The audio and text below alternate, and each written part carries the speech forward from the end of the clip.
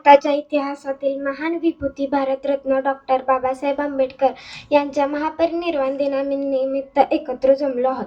6 डिसेंबर 1956 हा दिवस त्यांच्या देहावसानाचा, परंतु त्यांच्या विचारांच्या नव्या प्रवासाचा दिवस आहे.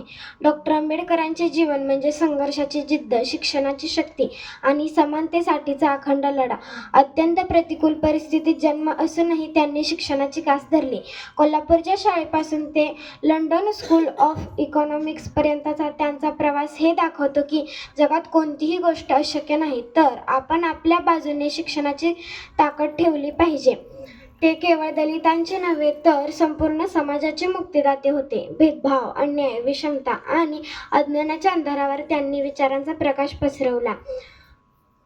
आज आपण संविधानाने दिलेले मूलभूत अधिकार, समानतेचे अधिकार, स्वातंत्र्य, न्याय आणि बंधुता हे अनुभवतोय, हे केवळ त्यांच्या विचारांमुळेच.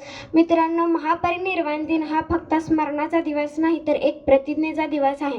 आपण स्वतःला विचारले पाहिजे की आपण जातीय विषमता कमी करण्यासाठी प्रयत्न करतो का? आपण शिक्षणाला प्राधान्य देतो का? आपण संविधानातील मूल्यांचा आदर करतो का? जर प्रत्येकाने हो म्हटले तर खरा महापरिनिर्वाण दिन साजरा होईल. शेवटी मी एवढेच सांगेन की डॉक्टर आंबेडकर विचार हे व्यक्ती नव्हे तर विचार आहेत. विचार कधीच मरत नाहीत, ते मार्गदर्शन करतात. जय हिंद, जय भीम.